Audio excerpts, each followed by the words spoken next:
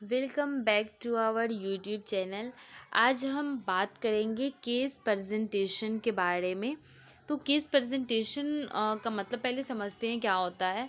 तो case presentation मतलब होता है कि किसी एक पेशेंट के बारे में उसका सारा बायोडाटा हमें लिखना। आइडेंटिफिकेशन डेटा क्या है, वो क्या खाता है, पास्ट हिस्ट्री क्या है, मेडिकल हिस्ट्री क्या है, ये सब के बारे में जानना हमें केस प्रेजेंटेशन कहलाता है। तो आपको भी कॉलेजेस वगैरह में मिलता होगा केस प्रेजेंटेशन या फिर केस स्टडी वगैरह बनाने के लिए। तो अगर आपको किसी भी टॉपिक का चाहिए then you can comment down below. Okay. तो देखिए, केस प्रेजेंटेशन बनाने का एक तरीका होता है कि सबसे पहले ऊपर में जिस भी कॉलेज से आप हो उस कॉलेज का नाम लिखा आएगा एंड सब्जेक्ट, जो टॉपिक मिला है वो किस सब्जेक्ट से है। जैसे यहाँ पे मेडिकल, सर्जिकल, नर्सिंग से सब्जेक्ट है तो सब्जेक्ट का नाम लिखा है एंड टॉपिक क्या है। तो टॉपिक यहाँ पे पेप्टिक अल्सर के बारे में हम केस प्रेजेंटेशन बनाएंगे। ठीक है, तो पेप्टिक अल्सर हो जाएगा। डेट, किस डेट को आप सबमिट कर रहे हो, किस डेट को बना रहे हो, डेट यहाँ पे मेंशन करेंगे। And submitted to and submitted by, submitted to में किस टीचर को सबमिट कर रहे हैं। ठीक है, तो यहाँ पे टीचर का नाम होगा। And submitted by, submitted by में होगा कि आप जो कुछ स्टूडेंट ने सबमिट किया है, जो भी स्टूडेंट हो, जो भी सबमिट कर रहे हो, यहाँ पे सबमिटेड बाय में उसका नाम होगा। And case presentation submitted by में होगा। अब हम देखेंगे प्रोफाइल ऑफ द पेशेंट के बारे में। ठीक है, प्रोफाइल ऑफ द पेशेंट मतलब क्या होता है कि पेशेंट का सारा हिस्ट्री लेना, हर प्रोफाइल चेक करना उसका। तो फर्स्ट ऑफ ऑल हम बात करेंगे आइडेंटिफिकेशन डेटा लेंगे पेशेंट का। तो आइडेंटिफिकेशन डेटा में हो जाएगा नेम ऑफ द पेशेंट, जो भी नाम पेशेंट का है वो नाम होगा। यहाँ पे हम एक एग्जाम्पल दे करके समझाए हैं। ठीक है, आप नेम वगैरह चेंज करके लिखना। एंड एज एंड सेक्स, जो भी एज है, जो सेक्स मेल है फीमेल है। Name of the hospital, hospital का नाम क्या है।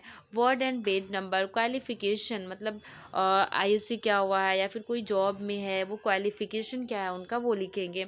किस रिलीजियन से है, रिलीजियन मेंशन करेंगे। एंड डेट ऑफ एडमिशन, किस डेट को वो एडमिट हुआ है वो डेट यहाँ पे लिखेंगे। एंड कंसल्टेंट डॉक्टर, किस डॉक्टर को दिखाया है वो डॉक्टर का नाम होगा। And history of illness, illness का हिस्ट्री क्या है, पास्ट मेडिकल हिस्ट्री लेंगे एंड पास्ट सर्जिकल हिस्ट्री लेंगे। तो पास्ट मेडिकल हिस्ट्री में जैसे कोई हिस्ट्री नहीं है, ठीक है, पहले मतलब उसको कोई डिजीज़ वगैरह कुछ नहीं था तो हम नो लिखेंगे। अगर कुछ रहा तो यहाँ पे यस लिखेंगे और उसका नाम लिखेंगे। एंड पास्ट सर्जिकल हिस्ट्री में नो एनी सर्जरी, कोई सर्जरी नहीं हुआ है तो यहाँ पे नो एनी सर्जरी होगा। अब देखेंगे हम थर्ड में प्रेजेंट इलनेस, प्रेजेंट में उसका क्या किस डिजीज़ से वो सफ़र कर रहा है। तो हम पेप्टिक अल्सर के बारे में बता दें, जो भी डिजीज़ होगा यहाँ पे, पेप्टिक अल्सर, निमोनिया, जो भी होगा यहाँ पे वो मेंशन करना है हमें। एंड फैमिली हिस्ट्री, अब हम देखेंगे फैमिली हिस्ट्री में क्या होगा कि head of the family member कौन है, हस्बैंड है, वाइफ है, ग्रैंड फादर, ग्रैंड मदर, जो भी है। तो head of the family member में यहाँ पे वो मेंशन करेंगे। And types of family, family का टाइप्स क्या है, जॉइंट फैमिली है या फिर सेपरेट है। नंबर ऑफ फैमिली मेम्बर, उसके फैमिली में कितने मेम्बर्स हैं। History of illness in family, कोई नो एनी रिकॉर्ड फाउंड, कोई रिकॉर्ड नहीं है तो इसलिए हम लिखे नो एनी रिकॉर्ड फाउंड। अब यहाँ पे देख रहे हैं फैमिली ट्री, से बोला जाता है फैमिली ट्री। ठीक है, इसे हम बोलते हैं फैमिली ट्री। इसमें क्या होता है कि जैसे कि आपको यहाँ पे दिख रहा होगा कि ये जो सिंबल है ये है मेल का एंड ये फीमेल का है, तो उसके फर्दर बच्चे हैं तो इसलिए ये मेल फीमेल एंड फर्दर इसे हम डिवाइड करे हैं उसके बच्चे को। ठीक है, तो इसे मतलब बोला जाता है कि फैमिली ट्री। अब हम फिफ्थ देखेंगे न्यूट्रिशनल स्टेटस क्या है। Types of food, non vegetarian है, वेजिटेरियन है। डाइट बिफोर इलनेस मतलब कि वो बीमार होने से पहले किस डाइट का सेवन करता था। तो फैटी एंड स्पाइसी फूड लेता होगा इसलिए तो पेप्टिक अल्सर हुआ है। ठीक है, एंड डाइट आफ्टर इलनेस यानी कि हम उसे हेल्थ एजुकेशन देंगे कि इलनेस के बाद, ठीक है, बीमार हुआ उसके बाद blend diet and soft diet लेना है, ताकि कोई भी स्पाइसी फूड नहीं लेना है, एकदम हैवी फूड नहीं लेना है, सॉफ्ट डाइट लेना है ताकि जो अल्सर हो रहा है वो ठीक हो पाए, वो हील हो पाए एंड दोबारा नेक्स्ट कुछ ना हो। तो इसीलिए स्पाइसी फूड अवॉइड करना, में हेल्थ एजुकेशन पेशेंट को देना है। Sixth environmental history. Environmental history में होगा टाइप्स ऑफ होम, पक्का है कच्चा है, वेंटिलेटेड है या नहीं है, kitchen bathroom drainage, water supply and electricity. तो इन्वायरमेंटल हिस्ट्री में उसका इन्वायरमेंट के बारे में, हाउस वेंटिलेशन है या नहीं है, किचन रूम है या नहीं है, ठीक है, वो यहाँ पे लिखेंगे। अगर पेशेंट बोल पा रहा है तो वेल एंड गुड, पेशेंट नहीं बोल पा रहा है तो उसके फैमिली मेम्बर से, उसके फ्रेंड से हम हिस्ट्री कलेक्शन करेंगे। अब हम देखेंगे सोशियो इकोनॉमिक स्टेटस। इसमें होता है कि इनकम कितना है उसका, ठीक है। जैसे यहाँ पे 20,000 पर मंथ वो कमाता है। सोर्सेज ऑफ इनकम, किस सोर्स से वो इनकम कमाता है, जॉब है या फिर कुछ और काम करता है, वो लिखेंगे। Earning member, one patient husband, ठीक है, मतलब कि पेशेंट एक ही है और वो जो है मेंबर हस्बैंड है उस फैमिली का।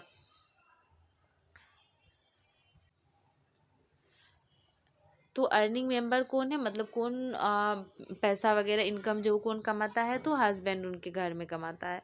And vital sign, most important में वाइटल साइन लेना है। वाइटल साइन में TPR BP, temperature, pulse, respiration and blood pressure measure करना है। जितना भी होगा वो सब यहाँ पे मेंशन करना है।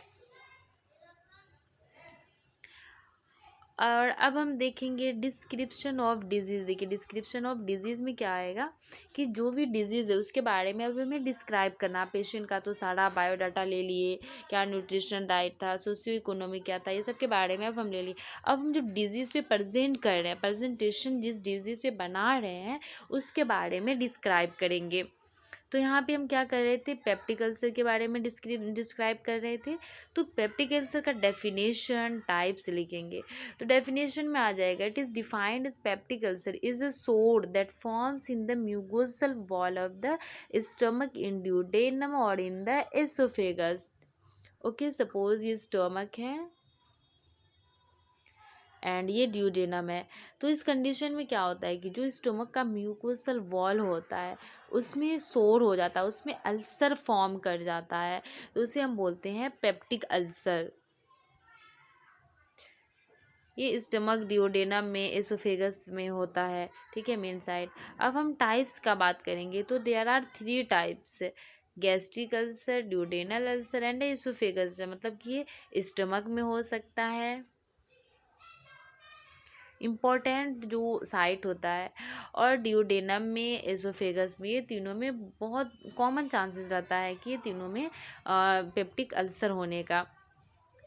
नेक्स्ट देखेंगे कॉजेज़ के बारे में, क्यों होता है पेप्टिक अल्सर, ठीक है, कारण क्या है उसका। तो जेनेटिक, मतलब कि अगर किसी के पेरेंट्स को है तो वो बच्चे में ट्रांसफ़र हो सकता है, जेनेटिक वो आ सकता है बच्चे में। प्रोलॉन्ग्ड एक्सेसिव स्ट्रेस, बहुत ज़्यादा स्ट्रेस ले रहे हो तो स्ट्रेस लेने के कारण क्या होता है कि जो हमारा सिम्पैथेटिक पैरासिम्पैथेटिक नर्वस सिस्टम होता है वो इंक्रीज़ हो जाता है और म्यूकस का ज़्यादा सिक्रीशन करने लगता है, जिसके कारण कि अल्सर होने का चांसेस बहुत ज़्यादा बढ़ जाता है। And prolonged use of some drugs, या फिर कुछ ड्रग्स यूज़ कर रहे हो like NSAIDs, non steroidal anti inflammatory drugs, corticosteroid drugs, ये सब का यूज़ करने से भी होता है। And next excessive intake of coffee, and alcohol, fasting on resting period, या फिर ज़्यादा फास्टिंग और रेस्टिंग पीरियड में भी। इन्फेक्शन बाय बैक्टीरिया, अगर बैक्टीरिया के कारण कोई इन्फेक्शन हो रहा है तो वो क्या करेगा, धीरे धीरे वहाँ पे छोटा सा अल्सर घाव के फॉर्म करते करते अल्सर का एक फॉर्म करेगा। इमोशनल स्ट्रेस तो बताया कि स्ट्रेस लेने के कारण भी होता है। अब नेक्स्ट देखेंगे क्लिनिकल मैनिफेस्टेशन, यानी कि जिसे साइन एंड सिम्टम बोलते हैं। तो पेप्टिक अल्सर का साइन सिम्टम क्या होगा उसके बारे में देखेंगे। तो एपिगेस्ट्रिक पेन, मोस्ट इम्पॉर्टेंट कि एपिगेस्ट्रिक रीजन में, यानी कि जैसे कि एब्डोमेन का 9 रीजन होता है, अगर आपको ये चाहिए तो इसका वीडियो हम ऑलरेडी बना चुके हैं। 9 रीजन एब्डोमेन का होता है, राइट एंड लेफ्ट, ठीक है। तो राइट हाइपोकॉन्ड्रियक रीजन,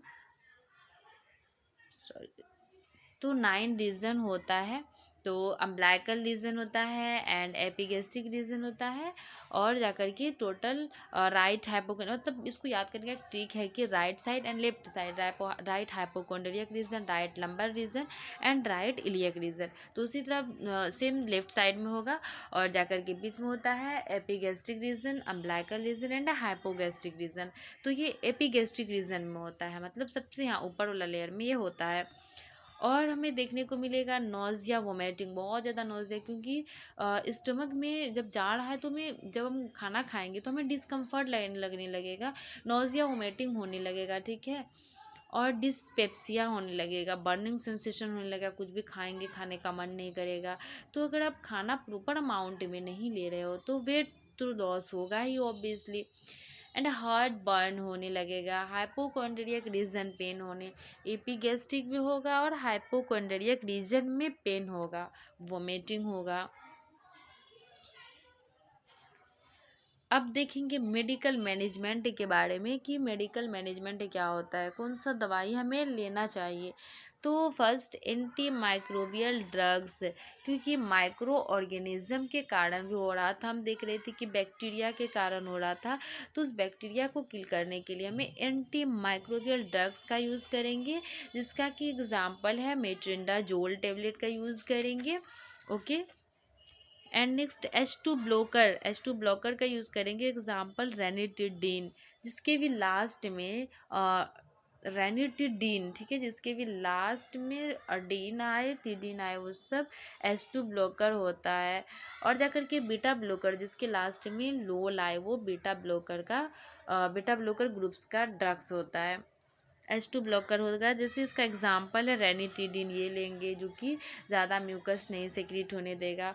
और एंटासिड, ठीक है, अगर कोई एसिड के कारण हो रहा है तो एंटासिड टैबलेट देंगे, जिसका एक एग्जाम्पल है एक्शन नेबुलाइजर HCl सिक्रेशन, जो कि HCl सिक्रेशन को कम करेगा। मेन ये क्यों होता है, ताकि क्योंकि HCl का सिक्रेशन होता है वो बहुत ज़्यादा होने लगता है और म्यूकस सिक्रेट होता है, इसलिए। और प्रोटोन पंप इनहिबिटर ड्रग्स देंगे, एंटी सिक्रेटरी ड्रग्स देंगे।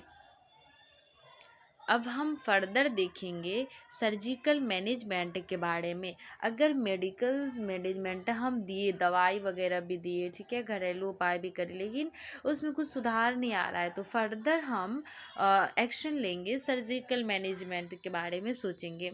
तो सर्जिकल मैनेजमेंट में वेगोटोमी, गैस्ट्रोजिजुनोटोमी करेंगे, ठीक है, और गैस्ट्रोड्यूडेनोस्टोमी करेंगे। मतलब या तो स्टमक और जेजुनम को हम रिमूव करेंगे, या फिर जिस भी पार्ट में हो रहा है, यानी कि पेट में हो रहा है, ड्यूडेनम में हो रहा है, तो उसको रिमूव करेंगे। तो ये सर्जिकल मैनेजमेंट हुआ। तो आई होप कि आपको आज के सेशन में बहुत ही अच्छे से समझ में आया होगा। और अगर कोई भी डाउट हो, ठीक है, या फिर किसी भी टाइप से डाउट हो इस टॉपिक के रिलेटेड, देन आप कमेंट कर सकते हो।